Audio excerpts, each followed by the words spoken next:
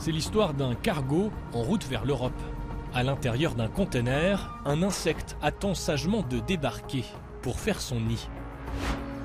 Comme lui, des milliers d'espèces exotiques ont été introduites sur notre continent, par accident ou volontairement. Mais que faire quand elles deviennent envahissantes et menacent les écosystèmes et l'économie? Il faut se mettre à la place d'un jeune apiculteur, c'est une catastrophe.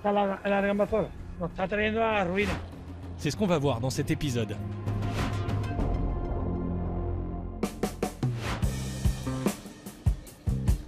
On commence notre voyage en France. Ici, il y en a une que tout le monde connaît, le Vespa velutina, aussi appelé frelon asiatique. Je demande aux gens s'ils ont déjà vu des frelons asiatiques. Vous allez avoir du succès, il y a un nid qui est juste derrière. Il y en avait un chez moi. C'est vrai? Je me suis fait piquer. J'ai eu la main, oh, là encore un peu enflée, mais enfin bon, ça va. Je ne m'attendais pas à cette bestiole dans mon jardin. J'en ai vu, oui. C'était sur un étal de poissonnier d'ailleurs. Ils veulent des crevettes en fait. On envoie une cinquantaine par jour, facile. Tous ces frelons asiatiques auraient un ancêtre commun. Une reine glissée dans une poterie importée de Chine par un horticulteur français en 2004. Depuis, l'insecte a conquis toute la France et une partie de l'Europe. On voit bien les pattes jaunes. Et puis donc l'abdomen noir et un rongé. C'est vraiment une calamité pour nous. Une calamité car une colonie consomme en moyenne 11 kilos d'insectes par an. En France, le frelon asiatique serait responsable d'un tiers de la mortalité des abeilles mellifères. Voilà, ils sont là, ils sont comme ça. Et ils en attrapent. Ils vont monter sur une branche, ils vont découper la tête et ils vont garder que la partie musculaire, donc les protéines pour nourrir les larves. Ça rajoute à la liste des problèmes de l'apiculture. Le changement climatique, la monoculture, les pesticides et les parasites. En automne, la prédation est moins élevée. C'est une bonne saison pour piéger l'animal. Alain fait très attention de ne pas tuer d'autres insectes. La solution, c'est un piégeage sélectif. Vraiment, ça va énormément limiter la problématique de la prédation. Parce que l'éradiquer, on n'y arrivera pas? Non, c'est fini ça. Alors pour réduire son impact, les autorités appellent à signaler et à détruire systématiquement les nids. Cet homme en pleine action, c'est l'universitaire Éric Darouzé, un spécialiste de l'insecte. On l'a rejoint chez un particulier où des frelons se sont installés. L'idée, ça va être de retirer la colonie pour les ramener au laboratoire et travailler avec. Il faut que je m'équipe? Si vous tenez à votre vie, oui. Tu sens la pression qui monte là, Mathieu? Moi, oui. Allez, c'est parti. À la chasse aux frelons. Il me regarde. Tiens, passe-moi le seau. Oh, j'en pas content. Oui, c'est ça. Et ferme. Je tiens. Waouh! Pour les endormir, ça c'est super facile. Ben, vous allez voir de toute façon quand on sort au laboratoire. L'idée, c'est qu'un seau, ça s'ouvre pas, surtout dans la voiture. Dans son laboratoire à l'université de Tours, le scientifique met au point un nouveau système de piégeage à base de phéromones d'alarme que sécrète l'animal quand il est en danger. Si on est très sélectif et si on est efficace, on peut arriver à ce que j'appelle à faire baisser la population à un niveau socialement acceptable. Et du coup, les impacts qu'elle peut avoir sur l'agriculture, l'apiculture, santé humaine ou d'autres activités économiques, ou même sur la biodiversité, devraient être beaucoup plus limités. Ce chercheur pense aussi qu'il est un peu trop tard pour éradiquer l'espèce. C'est à la détection que tout s'est joué.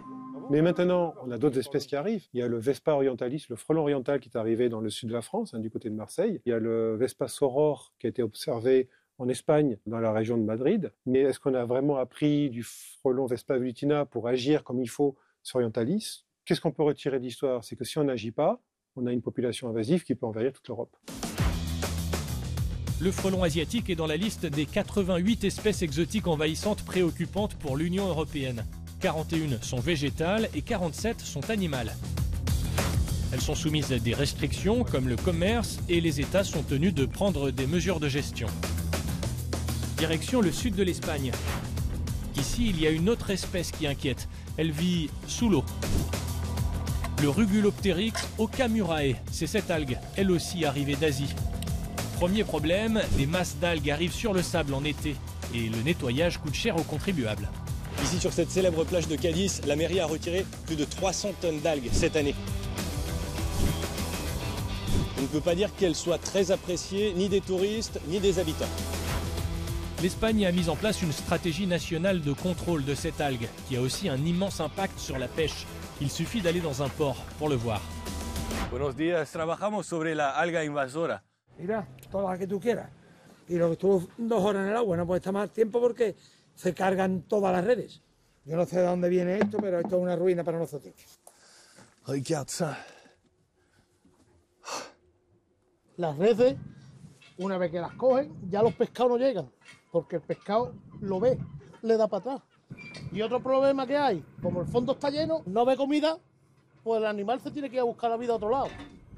Ça, c'est un point central. L'écosystème s'uniformise. Cette plante indigène est morte, comme vampirisée. Esto hace un tamiz en el fondo y está matando al hábitat natural que tenemos, ¿no? Entonces la cantidad de peces pues va en decremento. Si no fuera por el precio del pescado, pues no sería factible ni salir a pescar. Depuis plusieurs années, la plante semble gagner du terrain. Premièrement détectée en 2015 près de Gibraltar, elle a depuis été aperçue ailleurs, vers Marseille, Palerme ou dans le Pays Basque.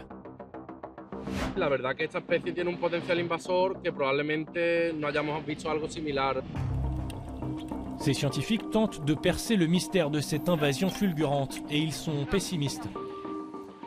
No encuentran competencia. No se han descrito tampoco especies herbívoras que puedan ejercer un control real sobre la especie. En menos de 10 años ha colonizado muchos ambientes distintos y parece que sigue imparable por ahora.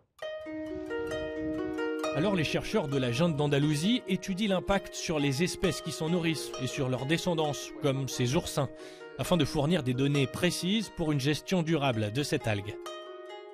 Necesitamos generar conocimiento para enfrentarnos a las próximas invasiones que vengan en el futuro y estar más preparados, ¿no? No es la primera invasión a la que nos enfrentamos y muy probablemente en este mundo de cambio global en el que nos encontramos tampoco va a ser la última. Ahora lo que toca es colaborar, ¿no? Y generar información entre todos, ¿no? Para entender mejor qué es lo que está ocurriendo con esta alga.